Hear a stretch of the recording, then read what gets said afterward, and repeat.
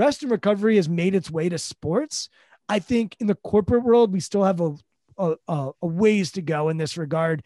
It's still sexy and cool to talk about how busy you are and that you're not sleeping. And I'm a big believer in being selfish in order to be selfless. And Welcome to Critical Thinking Required, hosted by LBW. This podcast is intended for free thinkers, entrepreneurs, and knowledge seekers. Join us as we discuss relevant financial topics, explore with guests their financial journeys, and engage with experts in industries such as space, media and entertainment, real estate, and many more. Buckle up and enjoy the ride. Welcome to Critical Thinking Required. You're with your hosts, myself, Tim Bickmore, my two colleagues, Dan Weiss and Nathaniel Leach. And today we have a guest, Brian Levenson. We're so excited to have Brian. Before we jump into the conversation, I'm just going to read off Brian's bio quick, and then we'll get kicked off. So Brian Levenson is the founder of Strong Skills, which provides executive coaching and mental performance coaching, speaking and consulting to elite organizations, performers, and leaders. He has been fortunate to work with CEOs, professional athletes, and with teams in the NBA, NHL, and MLS, Division I athletic departments, the Federal Reserve, which is actually quite fascinating, Brian, the Department of Homeland Security, Hilton, Disney, Young Presidents Organization, or YPO, and many other organizations. Brian has a weekly podcast, Intentional Performers, which also is really good. I listened to a few of your episodes, where he interviews a diverse group of elite high performers. Brian has a weekly newsletter called Brian's Message of the Week, which shares articles, videos, podcasts, and information to subscribers. Brian also created an assessment tool called the Self-Belief Inventory, which is used by elite athletes, executives, and organizations. His book, Shift Your Mind, was released in October of 2020. First off, Brian, congratulations on your book. I have heard from a lot of people that writing a book is no easy task. So I want to at least throw out a congrats there for finally getting it completed. yeah, it was 4 years formally writing it, but at least with the first book that I wrote, I can't speak for anybody else. It was more than 4 years going into it. It was a beast. And it's kind of a strange thing because you spend so much time going over it, trying to make sure it's exactly what you want. And then it's out there. And I just talked to someone who read it and gave it like a decent review, but not the greatest review.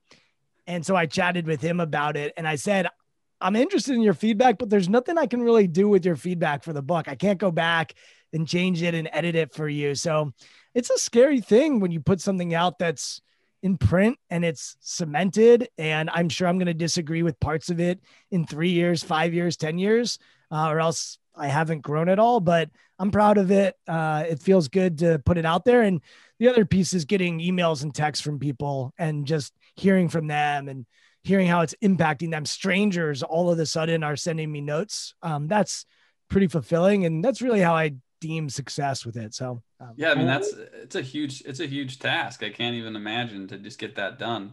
And I'll let Dan, step in and kind of get into our questions. And I just wanted to let you know that we're really excited to have you on. I think obviously the Shift Your Mind, we are very, very big on the qualitative, right? So there's a quantitative and the qualitative, especially within the financial planning realm and the investment management realm it's so easy to explain, but so difficult to execute on.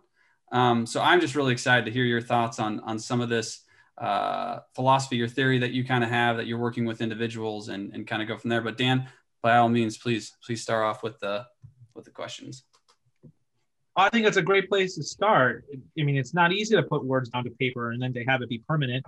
What inspired you to take on that kind of undertaking? And perhaps maybe you can wrap that in too with, just how you got into this unique profession. Sure. So I'm a thinker and I'm a bit of a contrarian. And I think when you're a thinker and a bit of contrarian, writing a book is appealing. The pain of writing a book, not that appealing, but putting thoughts to paper and getting clear on what you think and why you think it and why it matters has always been something that's been appealing to me, especially once I got into my profession, which I'll get to in a second. This specific book, I had stopped and started writing other books. This is a book that once I started it, it just flowed out of me and the content started to flow out of me. And it was the type of thing that once I started, I was like, yes, this has to be finished, written. And the reason for that is everywhere I kept going, I started to see this framework that your mindset for preparation is different than your mindset for performance. And I saw it in Navy SEALs. I saw it with Beyonce. I saw it with Kobe Bryant. I saw it with actors like Jerry Seinfeld, or comedians like Jerry Seinfeld or Chris Rock. Wherever you saw performance or wherever I saw performance, I started to notice these different mindsets. So I'm sure we'll talk a lot about it today. And then the industry and the field, I was a lost puppy out of college. I had no idea what I wanted to do. I went to Syracuse University. A lot of people at Syracuse were interested in what you guys are probably interested in. They were interested in finance and the markets and business. And that wasn't what my interests were. My interests were always people. And Tim, you mentioned the qualitative, and I think that's where a lot of my interest was. It's interesting though, when I was in grad school, I was always interested in the quantitative. How do we make the qualitative quantitative? And money is something that I hope we talk about today, because in my executive coaching world, I talk about money all of the time with my clients. I think it's essential that you get clear on what are you making? Where do you want to go? How does money hold you back? How does it serve you? How does it create autonomy for you? I actually talk about the quantitative a lot with my clients. And I think it's essential. It's one of the reasons I created that assessment tool, the self-belief inventory. Back to me and my journey, I was lost. I worked in sales because that's who would hire me when I graduated from college. And I was good at it. I probably could have stayed working in sales, but I was interviewing for companies as I was looking to build my career. And I could tell that I was just BSing my way through interviews. And along the same time, I got introduced to a family friend who I had known growing up, but not that well. She said, Brian, I think you're perceptive. I know you love sports and I know you really like to help people. Can I take you to lunch? So she took me to the Cheesecake Factory and we ate probably too much food. At least I did. And during that conversation, she told me about sports psychology. And at the time, she was working with publicly working with Phil Mickelson, a lot of the top golfers in the world, privately working with some of the best athletes in the world. And I was curious, and I was not interested in going back to school at the time. I wanted to work. And so I stayed in sales for a couple of years, but I stayed in touch with her. Her name's Julie Elliott. And thankfully, Julie mentored me, helped me along my path, was sort of ready for me when I was ready to take the leap. She let me shadow her when she was working with the golfer. I was really, really fortunate to have Julie. And I took an online class. And then she basically said, if you want to do this, I'll support you. And, I think there's a lot of opportunity for you. So anyway, I went to grad school for sports psychology. I graduated from there. And then along my journey, I worked alongside Julie. I broke off on my own. And then to just close the loop, I really got interested and intrigued in executive coaching. And so I went back to school again to Georgetown for executive coaching. So look, I think there's a couple reasons why I'm in it. I love working with people. I've always been perceptive and curious when it comes to the human experience. It's interesting. You talk about critical thinking required. I am somebody who's always critically thinking about how we show up, what it looks like. So I think I was destined to work in the psychology, maybe sociology space, but when it added a sport wrinkle and performance wrinkle, I became even more intrigued. And then today I sit here basically telling you that I just love helping people get from where they are to where they want to go. And it doesn't really matter what industry they're in. I'm really agnostic when it comes to their industry, but I'm deeply, deeply passionate about helping people get from where they are to where they want to go. And coaching gives me an outlet to pursue that. And I think I've got some talent in that area. So it is a real fortune for me to play in the sandboxes that I play in. It takes some great strides to go along that journey with somebody and get them from that point A to point B. We know it's not ever a straight line. Can you perhaps talk a bit, and I know you addressed this in your recent book, but about how you go about achieving greatness by making a shift from a preparation to performance mindset? What does that look like? the idea and the thesis of the book is that you have a preparation mind and a performance mind. And the preparation mind are not just different, they're actually often opposites. So what we think and when dictates how far we can go and what we're capable of, especially when it's time to deliver. So working with elite athletes, there is a time to work on your craft, and then there's a time to execute in the arena. And what is required to work on your craft and get better and develop and grow and learn is not necessarily what I would witness they needed when the lights were on, when it was time to execute. And so the idea of shift your mind is essentially that, hey, what's your mindset for preparation? Let's be intentional about setting that mind, and let's shift out of that mind when it's actually time to execute. And so that's really the idea of it. And I really believe there's also this element of practice that sports actually gets right. And a great practice will involve developing both the preparation and the performance mind. And for me, that's what I've noticed in great performers, is that they're really clear on when to be in their preparation mind, when to be in their performance mind, and creating processes to practice both of them so that they can get better and learn and grow, and they can execute when the lights are on. You mentioned being intentional in that shift. How do you do that? Yeah, intention is a word that has become more and more valued for myself. So I mentioned my podcast. It's called Intentional Performers. It wasn't always called Intentional Performers. So it was called Beyond the Surface. And originally I wanted to go beyond the surface with a lot of people that I get to work with and understand. I wasn't actually having my clients on the podcast, but I wanted to have similar conversations that I had with my clients, but have them on a podcast and really dig deep to learn from them. 30 episodes in, I realized that these people were all intentional with how they were showing up. So what do I mean by that? I would hear them say that they meditated every morning, or I would hear them say that they would journal, or that they would have a mantra that they used, or they set goals for themselves, or they made sure that they were home for dinner at 6 o'clock. Whatever these things were, they were living intentional lives, and that helped them be intentional with what they needed to do to show up as their best. So intention for me is just creating some self-awareness around how do I want to show up, and then creating actions and behavior that match how I want to show up. And I just started to see that everywhere in my podcast guests. And so today when I have people on the podcast, I'll often ask them what they're doing to be intentional. And it's pretty mind blowing. It's not to say that we aren't lucky to be where we're at. It's not to say I'm privileged as all hell. My parents love me to death. I grew up in a really safe environment. There are things that I have and that I had that are unfair advantages, no question. And I think if you study greatness, you'll find intention usually is associated with it. You've mentioned before too, Brian, I know that we've heard this in other podcasts, this concept of the first step being creating awareness. And that sounds like a very vulnerable position for a person to put themselves into. Can you speak towards that? Yeah, it's interesting you use the word vulnerable, because Brene Brown has done amazing work on vulnerability, and she's got a book called Daring Greatly, and she's got an amazing Netflix special and a TED Talk. You can find Brene's work, and she's far more articulate than I am. But Brene talks about linking vulnerability and courage.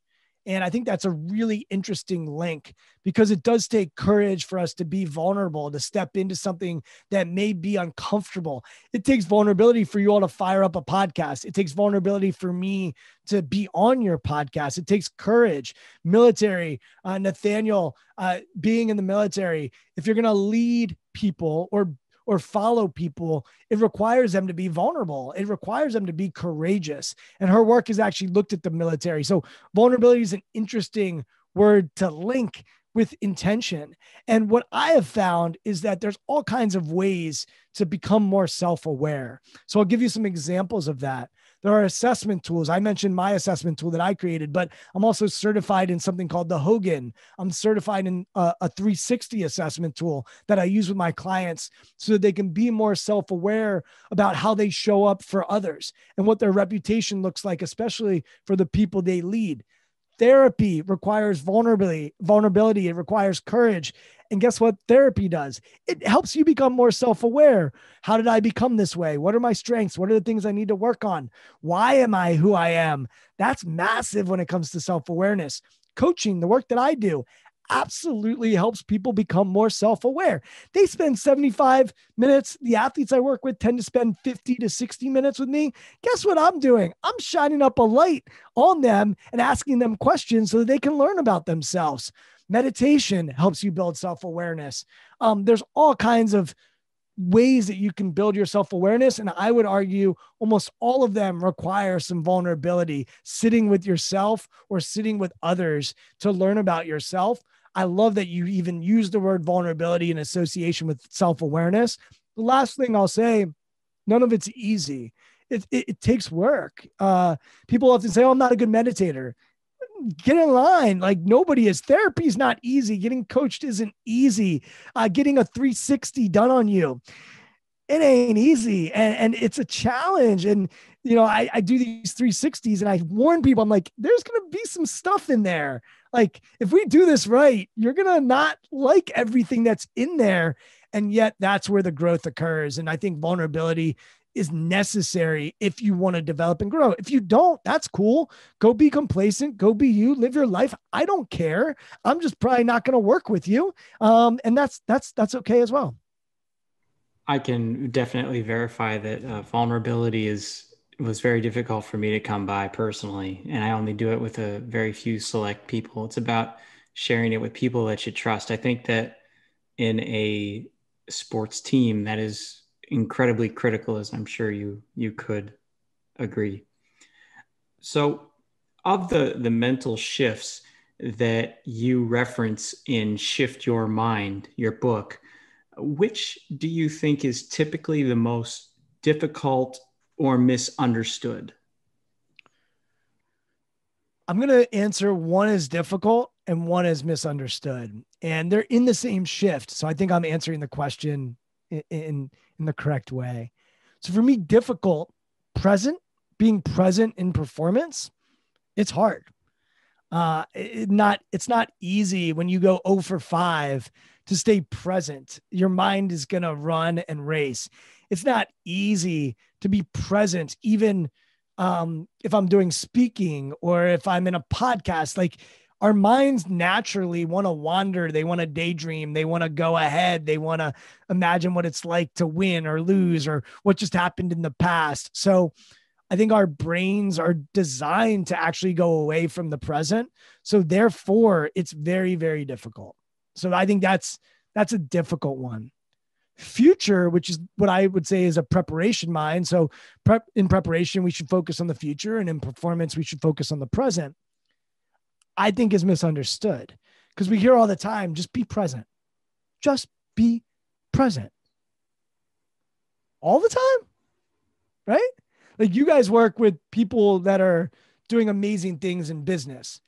If you're a leader and all you're doing is being present, you know what that's going to lead to? I'm going to answer every email right when it comes in. I'm just going to focus on this right here, right now. You're going to have no vision. You're going to have no strategy. You're not going to be thinking about big picture. And some of the greatest ideas that have ever happened, where do they occur? When your mind is wandering in the shower, when you're thinking about the future or you're imagining. Like, the genius of humans has occurred from actually letting your mind go to the future. It's fine. And it's not fine. It's needed in preparation. So I think it's misunderstood. And I think when people say just stay present, or I like the phrase, be where your feet are, I think being where your feet are is essential when you're competing, when you're performing, when you're preparing, or even if you're a leader and you're trying to think about where you're trying to get your company to go. No, you need to think about the future. You need to focus on it. So, because we hear all the time, just be present. Just be present. All the time, right? Like, you guys work with people that are doing amazing things in business. If you're a leader and all you're doing is being present, you know what that's going to lead to? I'm going to answer every email right when it comes in. I'm just going to focus on this right here, right now. You're going to have no vision. You're going to have no strategy. You're not going to be thinking about big picture. And some of the greatest ideas that have ever happened, where do they occur? When your mind is wandering in the shower, when you're thinking about the future or you're imagining. Like, the genius of humans has occurred from actually letting your mind go to the future. It's fine. And it's not fine. It's needed in preparation. So I think it's misunderstood. And I think when people say just stay present, or I like the phrase be where your feet are, I think being where your feet are is essential when you're competing, when you're performing, when you're preparing, or even if you're a leader and you're trying to think about where you're trying to get your company to go. No, you need to think about the future. You need to focus on it. So to me, that would be a misunderstood one. And I think our society is embracing being present. We see apps getting billion-dollar valuations that are helping people do that. God bless them, because it's a tool that is needed and necessary, and it's absolutely important. And there's also value in focusing on the future. So for me, I think you'll find that I'm an and thinker more than an or thinker. I just answered your question as an and instead of an or. I think polarity is really, really valuable. And so those are two that come to mind for difficult and misunderstood. So in regards to the future conversation, because I have thought about that through and through, and to be honest, you know, I go to therapy, and a lot of it is that mindfulness, you know, being present in that way. And I have a lot of family members that will typically say, you know, be present, you know, it's just be present. Everything is good. And I always misunderstood that, because it always sounds like you're not moving forward, right? It's like, you can't really be pushing it. And I'm an athlete, right? So I played football at D3 school, obviously running my own company with these other two guys. Like, I'm a performer. I like to perform. That's just what is part of me. It's built in me. But would you say with the future comment that you can be present while thinking about the future? It's an interesting thought, which has gone through my mind quite a bit. It depends what your distinction is around being present. And for me, I think, yes, grounded in the present and giving yourself space to let your mind go. So even if we could say, well, no, I'm being present by working on strategy, for example. Okay, I can meet you there. That makes sense. Creativity, though, that is, the wandering mind is really valuable. There's research that backs up that wandering is not bad. And so that's where I'm really trying to give people permission to let themselves wander, think about the future. Also, you mentioned therapy. This is a generalization, but therapy tends to focus on the past and then get you to the present. I've been to therapy. I think seeing a therapist is great. I'm not anti-therapy. And there's also value in coaching. Coaching, my first session with people is therapy light. Like, I will go into their story, how they came to be them. My second meeting is getting into the assessment data that we found. The rest is typically focused on the present and the future, because they have to prepare. They have to think about it. They have to go into the future. Doesn't mean we won't do some breathing exercises. Doesn't mean I don't value mindfulness. Trust me, I do. This is not a bashing on mindfulness. And I do think there's real value in really getting into the weeds when it comes to focusing on the future. But I hear you. I hear you on the idea that, hey, when you're working on strategy, you're grounded in the present. And I would say to you, well, what happens when your mind wanders? And is that always bad? Because mindfulness and meditation tends to say, hey, bring it back, right? When your mind wanders, don't judge, just ground yourself back in the present. And once again, really, really valuable. I just would argue not all the time. Well, I love how you said to give yourself space in order to do it. And I think that's where sometimes you get the societal pressures of not giving your space to probably wander, right? If you're looking at the baseball analogy, it's the kid who's in the left and right field who's picking daisies, right? And just letting his mind wander. Now, is that the time to have your mind wander? No, ball's getting hit at you, but there's definitely times and places to be able to probably do that. And so I'm really curious, just based off of what you've done with the athletes and the high performers that you work with, how does one get in, like, essentially get prepared, but give themselves time to not always have to be pushing that next level, right? It's that intention. Like, when is it time to take a break? When is it time to take a rest?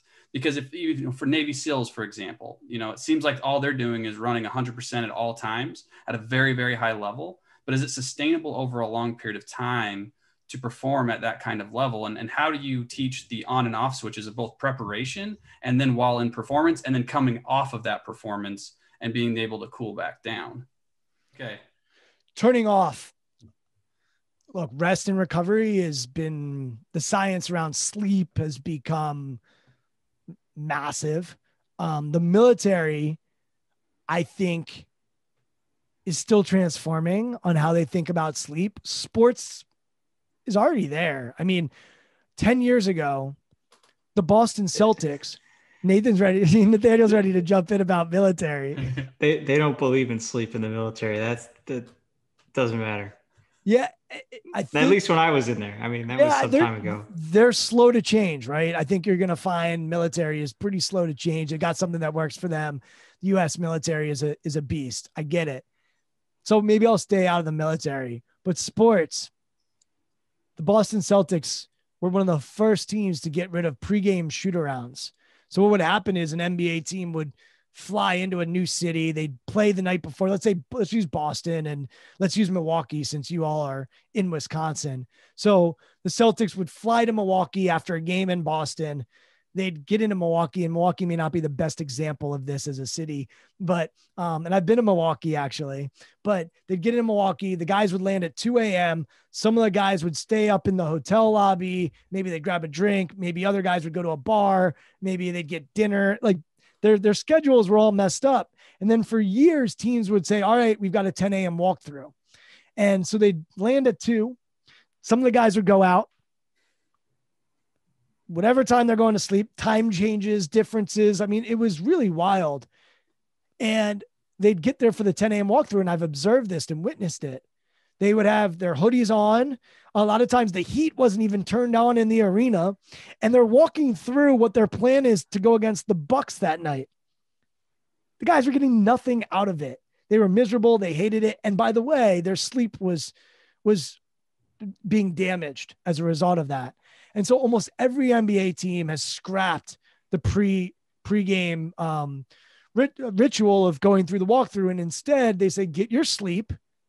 You'll also study NBA players. They typically will nap almost every day from like 2 to 4 in season. So you want to work with an NBA player, do not schedule them from 2 to 4 because they're probably napping. So look, LeBron James has championed this and been open about it. The NBA players, I think, have led the way in thinking about sleep and recovery. You also, if you watch the bubble in the NBA, it was wild to see these guys. The energy that they played with without fans was pretty remarkable. And I think a big part of that was they were sleeping pretty well. They didn't have a whole lot of distractions. They weren't going out. And so they were rested and recovering. And then, of course, we see it in basketball. They're resting players. They're actually resting load management. So rest and recovery has made its way to sports. I think in the corporate world, we still have a ways to go in this regard. It's still sexy and cool to talk about how busy you are and that you're not sleeping. And we still have a ways to go. But I think from a performance standpoint, the science is there to suggest that rest and recovery matter and that you're actually going to perform better if you take care of yourself. And the last thing I'll say is, I'm a big believer in being selfish in order to be selfless. I think a lot of times leaders and people in the corporate world, they are just focused on serving, that they wake up and they're not taking care of their body. They're not taking care of their mind. And eventually it crumbles. There are always going to be these superhumans that can. I certainly am not one of them. Like at one point I thought about writing a book called Sleep Till 8 because look, I am not a 5 a.m. workout warrior. My wife is, God bless her, but I'm someone who needs my sleep. And even doing this podcast late, like not my thing. Like I reserve these for, Dan's a friend. So I would do it, but I don't like to. And I say no all the time to weekend work. I say no all the time to night work. Cause especially in the pandemic, I don't know about you, but we could get on a Zoom call every night at 8:00 to do something. And it's just not that healthy for us. So I know for me, I need to take care of myself, vacation, sleep, recovery. It's essential. And so I'm quite curious, and this is kind of shifting a little bit, shifting the conversation. You mentioned earlier on about talking to your clients about money. I'm curious about what exactly you talk about and the quantitative and the qualitative side of things when you're approaching your clientele. Can you tell us a little bit about that? Yeah. I mean, I'm amazed at what people think they need financially. And I ask, so, the guy who's making 150,000, and then there's a guy or gal that's making 300, and then there's the guy that's making 1 million. And it's always interesting because they will often say, well, I have to make more. And I go, okay, well, tell me more about that.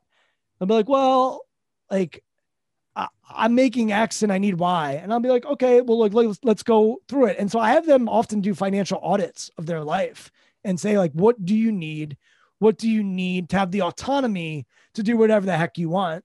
Like, what does that all look like for you? Because some people will say, if I have $20 million in the bank, I'm good. I can then do whatever I want. Some people will say, if I have $5 million in the bank, I can do whatever I want. And others will say, if I have $1 million in the bank, I can do whatever I want. So I find that the metrics are different for different people, and their lifestyles are also different. And that's a truth and a reality. So that's one piece of it. The other piece is a lot of times they don't realize how realistic and how close they are to actually hitting those numbers. And so I say to them, I'm like, okay, you're making X. If you keep making X for the next 5 or 10 years, we're not even talking about investing with Dan and Nathan and Tim or anything else. Or we're just talking about if you just keep at the rate you're going, you're not even promoted or your business isn't growing. Let's just stay the course. Then what? And so I think a lot of people have golden handcuffs and they just make decisions based on what they think they should do or what society is saying they should do or yada, yada, yada. And it doesn't always align with actually what they want and what their needs are. And they're not always being strategic or thoughtful to get themselves to where they want to go. So for me, money is freedom. Like it gives you the opportunity to do whatever that you want. And for the person that wants to stay at the same company for 60 years, cool. Like it's not for me to say what they should or shouldn't do, but I think it's essential that we have a conversation around money because it often holds people back because they have a story in their head that they have to be making X or Y or Z. And when we actually talk about it, which by the way, people don't do often when they're not with people like you all, I don't have a horse in the race. I don't know what enough is for them. That's not my job, but my job is to have them have the conversation to become aware of it. And yeah, I want to tell a quick story that I read in a book that I really have enjoyed reading called The Psychology of Money. A well-known author goes and has dinner, a dinner party at the house of a hedge fund manager, and they're talking about money. And the hedge fund manager says across the table to the author, I made more money today than you have the entire time you've published this particular book, and so on. And the author in response says, yeah, you're right. But I will have something that you will never have. Enough. And I think that when I think of that story, time and money, I think are probably at the top of my head, the two most misunderstood concepts in today's society. And we see it all the time. And I too see a therapist, and I've asked that therapist and other therapists too, if they get into conversations about money with their patients. And I've never had someone actually say yes, which has surprised me significantly. I'm curious about what you have seen as far as what people's relationship with money happens to be, and if you feel that it's perhaps as misunderstood as we do. I'm surprised that no therapist has talked once, about Brian. I've asked it probably almost half a dozen times to different people. It just doesn't come up. Yeah. Even in marriage counseling situations where we know it's a hot topic. Yeah, because to me it drives so much decision making. It really does. I mean, a lot of people make decisions based on money, and it's a reality. And I'm not even saying that's necessarily bad. I think people have to decide for themselves what is enough, or what are they looking to do, or what's driving them. I sometimes make decisions based on money for my own reasons, and that's my prerogative. I think for me, what I'm seeking is clarity with them. And that at the end of the day is what it is. And so I don't care if they want to fly a private plane and own 10 houses. It doesn't, I swear to you, it's their prerogative. I do not care. Now, if they're attaching their happiness and identity to that stuff, that can bring us down a different conversation, but I'm not against having nice things. I have a nice house. I like going to nice vacations. I like eating nice dinners. I belong to a country club. I'm not anti nice shit. The issue is when we think that makes us better than. And I think that is what you're getting to with enough, because for me, there's not just money and time. There's also like, am I enough? And I hear that from people all the time. Am I enough? Do I have enough money? But am I enough? Right? Do I have enough friends? Do I have enough social media followers? Right? Like, what's enough? And I think that is a really important piece of the puzzle. So once again, with my clients, I'm trying to figure that out with them. So I love it because it frames the conversation of where do I want to go? And it attaches something tangible to where they want to go. And it is a essential item. So to Dan's question and to what we just spoke about, time, I think, is one of the most underestimated qualitative points in a person's life. The understanding of how valuable one's time is, because before we started recording, we started talking a little bit about death, not to sound morbid. So, but I'm going to actually bring it into the conversation. We told Brian we wouldn't. I didn't say that. I was on mute. But to touch briefly on that, we have a limited amount of time in this world, depending on a multitude of factors. In your line of work, when it comes to the understanding of time, what do you see? I think, you get to decide how you want to spend your time. And I think, we are obsessed with the day, and win the day is a phrase that I used to use all the time with my clients. Carpe diem, seize the day. For me, I like to focus on more of a week. Like, what do I want to accomplish in a week more than a day? Because the week provides me an outlet to drink some wine, to eat some good food. The week provides me time to be with my family. The week provides me time to go have some activities that I enjoy. I said golf, but the day, like, I have a hard time winning the day. And I also know that I'm going to have good moments and bad moments in every day. And so winning a day is kind of arbitrary. And so the things I focus on more, hey, what do you want to be moment to moment? And that one's for Tim. Make sure like we are as present as we can be when we are giving people our presence, and let's win moments. And then I also talk about winning weeks. Like, what does a successful week look like? What does a successful month look like? What does a successful year look like? And then I struggle with time in the sense that I get a lot of stuff done, and I'm no superhuman. Like, I mean, I've got a newsletter, I got a podcast, I wrote a book. I'm a doer. There's no question. But I have friends who say, I remember when the pandemic started, I was texting on a group text. And it was actually the person that Dan mentioned, who sent him a copy of Shift Your Mind, Matt, said, Brian, you're doing these panel discussions for your podcast. You just read a book. I recommended a book to everybody. I told them to watch a Netflix show. I had like 6 or 7 things. He's like, when do you have the time? And I'm telling you, Nathaniel, I could be more busy. Like I really could. And I think too often we think that busyness is productivity, and I really don't think it is. I don't want to say I don't think. I know busyness is not productivity because I've been that person that just fills my schedule. Everything's busy. Everything's busy. I'm more productive today and I'm less busy than I was 6 years ago. And I think efficiency is highly, highly underrated.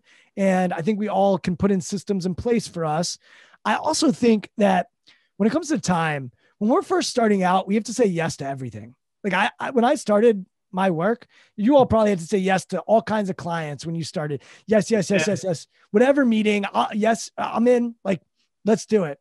And then when you get to a certain point, and I'm not even saying it's financially or whatever, but whatever point you feel secure, that's when you need to start saying no to things. So I mentioned today, I said no to a podcast that was recording on Saturday. No, that's my family time. And I'm going to give them that time. And so that's why the weekly thing for me helps me. There's a reason why religions teach you to rest on Saturday or Sunday. None of us are meant to be working 7 days a week.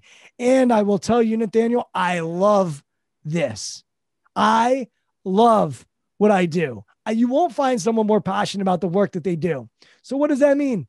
Every once in a while, I'll take a call on a weekend. That might happen. I might take a podcast that I'll record at 8:00, but I pick and choose those very intentionally. And if I feel like it's being abused in any way, I'll check myself. And that's why that self-awareness and the self-regulation, which Nathaniel, I will say the military is really good at training people to self-regulate. Like that is something that I do think they train. I just had a conversation with somebody who coaches at West Point and says, at West Point, people really learn self-regulation, and that's essential. So for me, time is about awareness. It's about intention. It's about regulation and recalibrating when you need to recalibrate. So these are great questions. Like I could do this all day and get fulfillment out of it, but I know we all have to go to bed at some point so that we can rest. So Brian, I got one more question for you. Now, I think it's a great question just based off what you said. And I love your passion, by the way. It's fantastic to see. It's awesome to watch. But you seem like a high performer yourself, right? You wrote a book. You've done a lot. So who prepares you?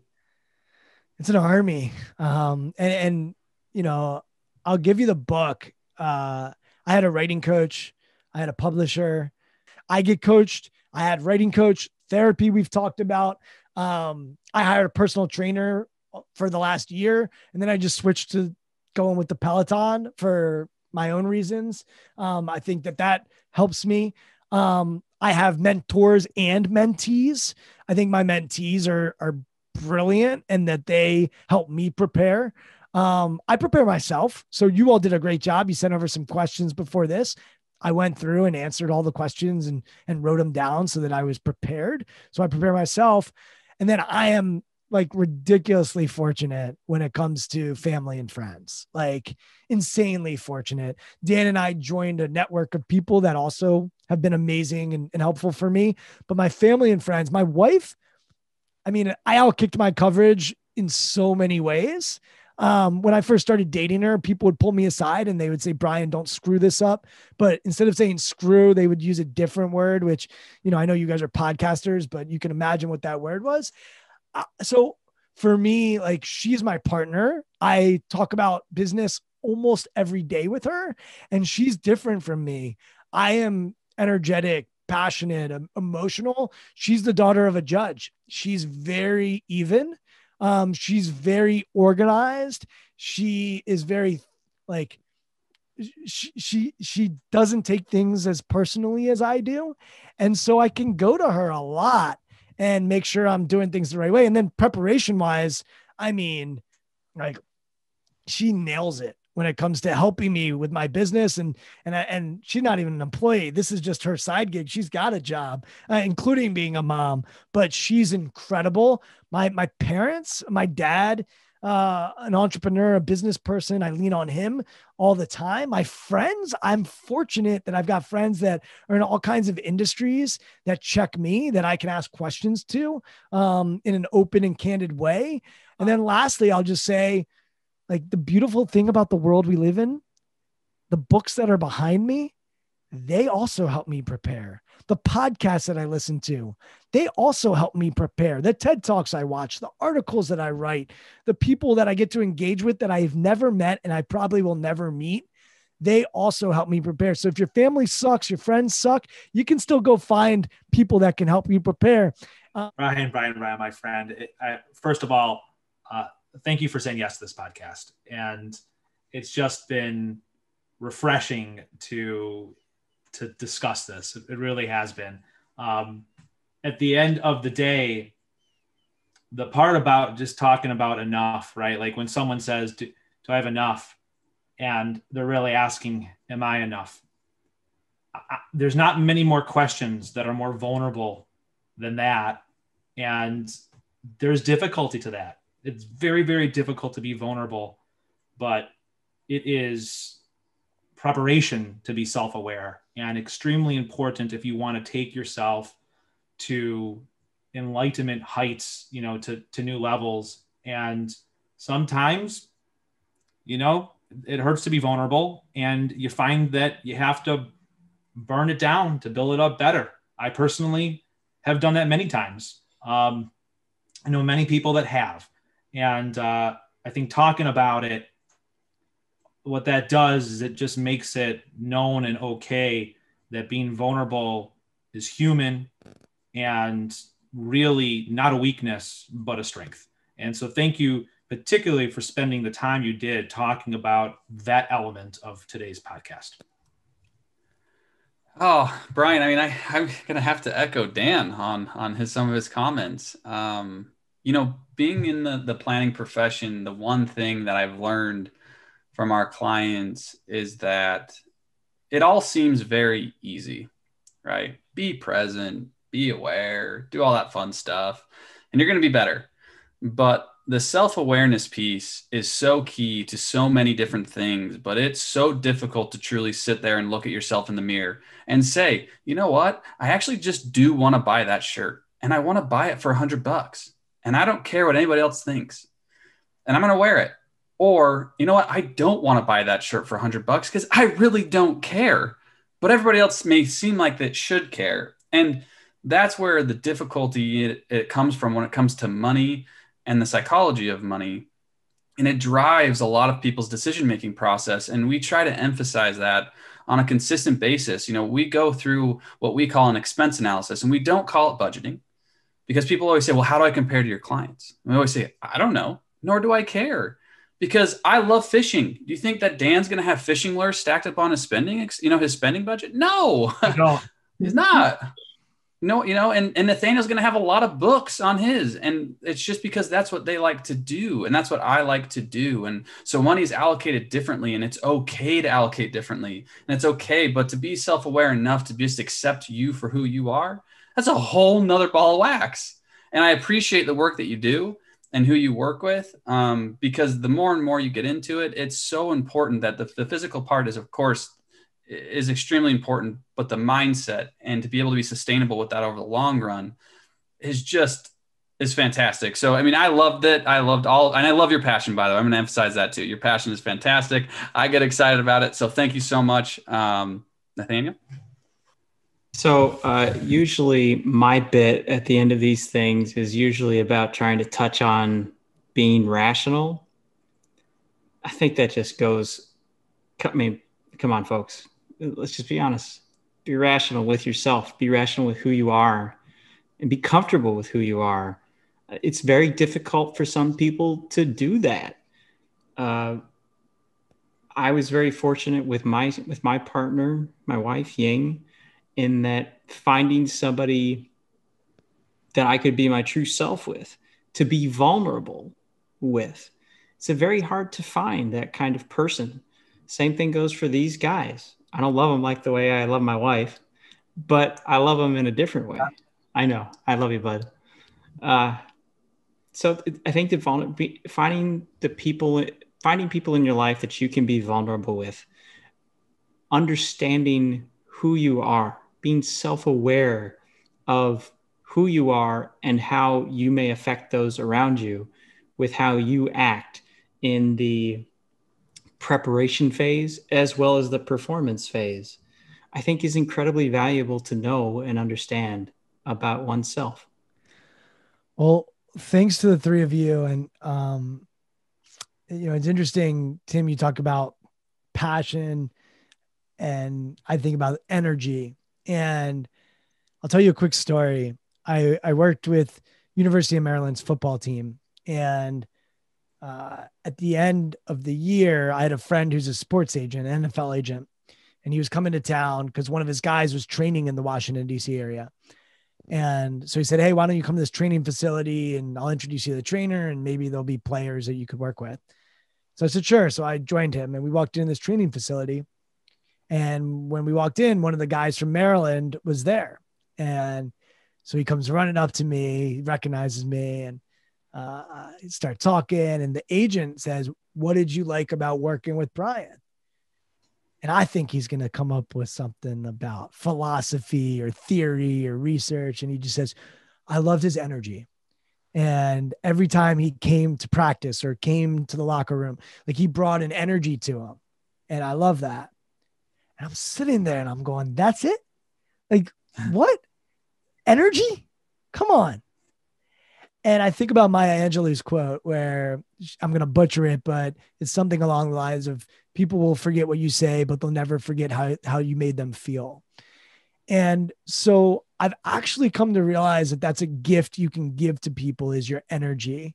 That is something that is real. And I just redid my values recently because I do a lot of work with people on their own personal values or their own professional values.